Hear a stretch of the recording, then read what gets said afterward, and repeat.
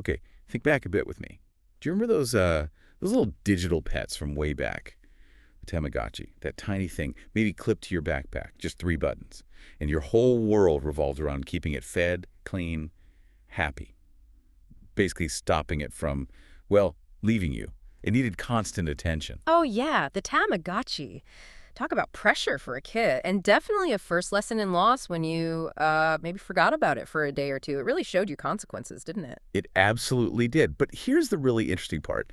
That little toy, with its constant beeping for food or playtime, the instant feedback, it actually lines up surprisingly well with a huge idea in artificial intelligence. We're talking about reinforcement learning, or RL. It's a fantastic comparison, actually, because just like your Tamagotchi needed you to constantly interact, give feedback, feed it right to keep it happy and alive, AI, particularly with RL, learns through a similar process. It's all about trial and error, getting rewards from its environment, and using that to figure things out, to learn and adapt. Feedback is key. Exactly. And that's what we're diving into today. We're going to unpack what reinforcement learning really is, see how that Tamagotchi you might have had is, like a perfect little analogy for it.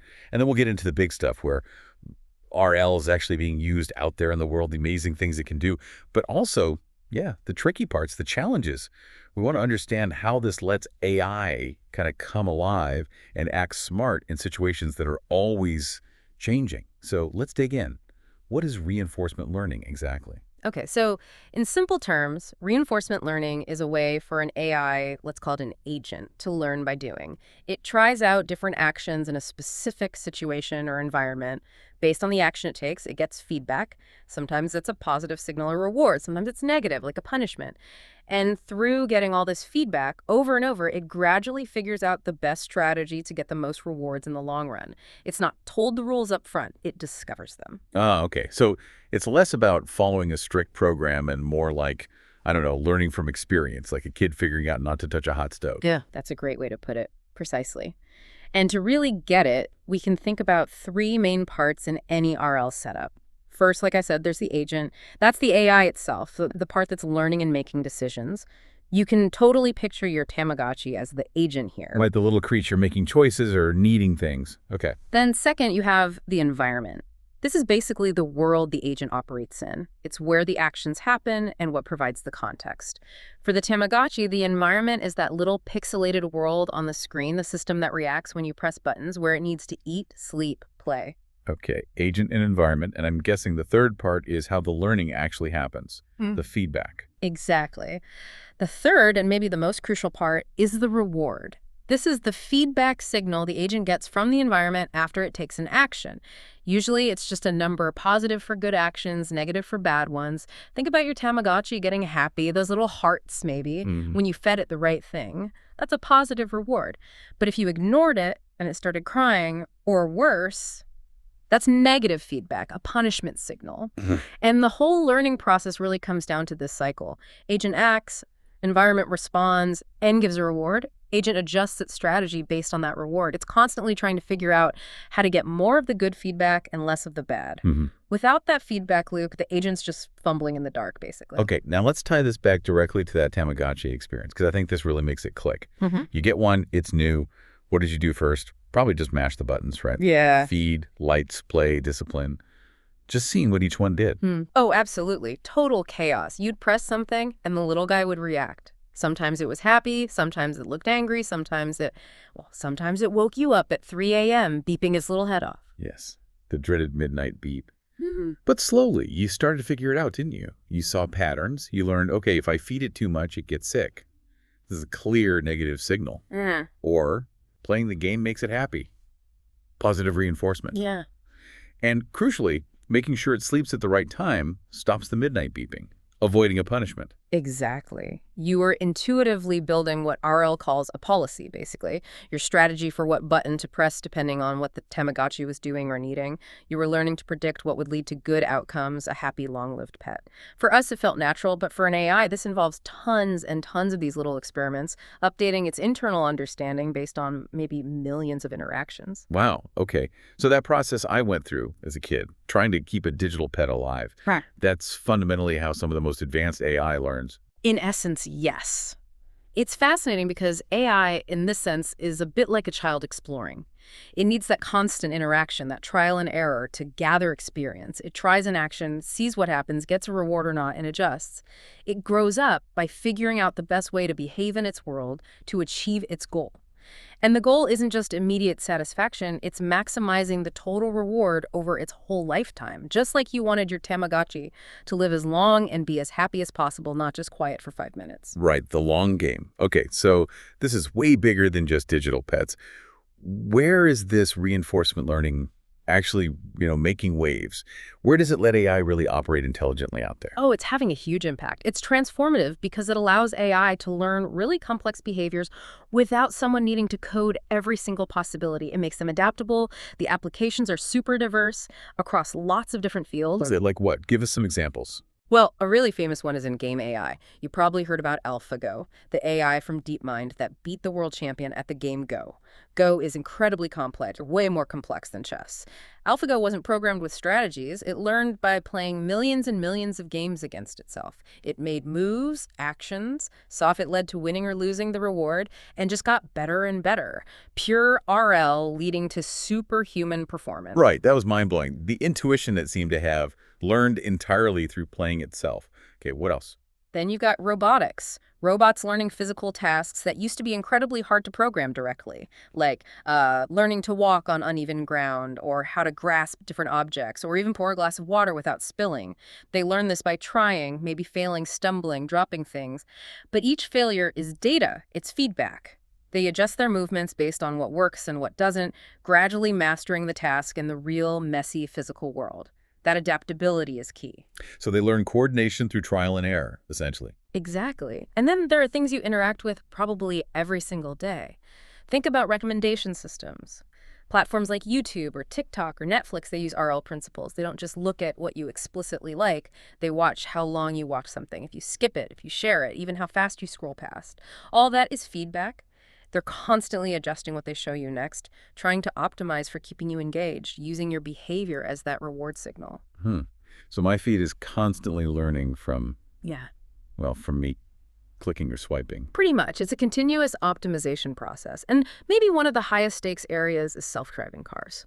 These systems use RL to help make decisions in real time in incredibly complex traffic situations. Every steering adjustment, every time it brakes or accelerates, that's an action. The environment is everything outside the road, other cars, pedestrians, lights. Getting to the destination safely and smoothly is the reward. Near misses are breaking rules or punishments. RL helps them develop policies to handle situations they might never have been explicitly programmed for. Wow, okay, from a Tamagotchi to navigating traffic.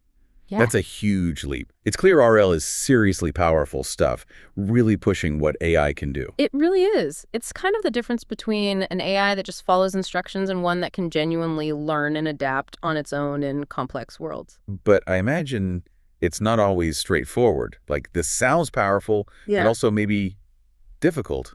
What are the big hurdles? It can't be all smooth sailing and happy digital pets, right? No, you're absolutely right. It comes with some major challenges. One of the fundamental ones is something called the exploration versus exploitation dilemma. Think about it. Should the AI agent stick with what it knows works reasonably well, exploitation, or should it try out new, maybe risky actions hoping to find something even better, exploration? Okay. Like, should I keep feeding my Tamagotchi the bread because I know it works? Or try feeding it the cake to see if it likes it more, even though it might get sick? Exactly that. Finding the right balance is really tricky. Explore too much, and you waste time on bad actions. Exploit too much, and you might get stuck with a decent strategy, but miss out on a truly great one. It's a core problem in designing effective RL algorithms. That sounds like a very human problem, too, actually. Stick with the safe bet or risk it for a bigger payoff. It is, but engineering it into an AI is tough. Another huge challenge is just the high training cost. RL often needs a staggering amount of experience. Remember AlphaGo playing millions of games? That takes massive amounts of computer time, huge processing power, and therefore a lot of energy and money. Training these models, especially for complex real-world tasks where you might need simulations or careful real-world trials, can be incredibly slow and expensive. So it just needs to try things out so many times to learn properly. Often, yes. Especially if the rewards aren't immediate. Which brings us to the third big challenge: delayed feedback. Sometimes you take an action now, but the real consequence, the reward or punishment, doesn't show up until much later. Think about learning to play chess. A move you make early on might only prove good or bad many moves later when you checkmate or get checkmated. It's hard for the AI to figure out which specific action in a long sequence was actually responsible for the eventual good or bad outcome. This is called the credit assignment problem. I see. So if my Tamagotchi gets sick, was it the thing I fed it 5 minutes ago or the fact I didn't let it sleep properly last night? It's hard to connect cause and effect if there's a delay. Precisely. Researchers have clever ways to try and deal with this, but it remains a fundamental difficulty, especially when rewards are few and far between. So it really makes you wonder, this incredibly powerful, revolutionary technique, but it's also really difficult to get right. It sounds like trying to raise these RL systems takes a lot of effort. It does. It's hard to nurture them effectively, going back to our analogy, like that Tamagotchi suddenly demanding attention unexpectedly. RL systems can have unpredictable learning paths, need vast resources, and rely heavily on getting the right kind of feedback at the right time. You give them freedom to learn, but that comes with complexity and sometimes surprises. Okay, so let's wrap this up. Reinforcement learning, at its heart, is about an AI figuring out how to succeed in its world by learning from rewards and punishments. Much like how you patiently learn to keep that Tamagotchi going, it's incredibly powerful for making AI adaptable and smart in changing situations, but it definitely requires a ton of trial and error, serious computing power, and yeah, maybe a bit of patience from the humans involved. And just like those Tamagotchi sometimes did weird things, AI learning on its own through trial and error can sometimes lead to unexpected behaviors too. It reminds me of that old joke. What's the scariest part of having a Tamagotchi? What's that? When it starts beeping like crazy in the middle of the night and you know you took the batteries out last week? Huh. Okay, maybe not that scary with current AI, but it does make you think. If these systems learn autonomously, developing their own strategies, what does that mean for how predictable, how controllable they are? How far does our patience extend when an AI's unexpected learning curve has real-world consequences far beyond a pixelated pet needing attention? Definitely something to keep in mind. Now, next time on the Deep Dive, we're tackling another common issue you hear about with AI, overfitting. We'll explore what that means, basically, why an AI might seem brilliant in training, like acing all the practice tests, but then completely bomb when faced with a real-world situation it hasn't seen before. You won't want to miss What is Overfitting, S03EP07, acing practice tests, but failing the real exam. Thanks so much for joining us for this deep dive into reinforcement learning. Be sure to subscribe to the Deep Dive wherever you listen so you don't miss our next exploration. Catch you then.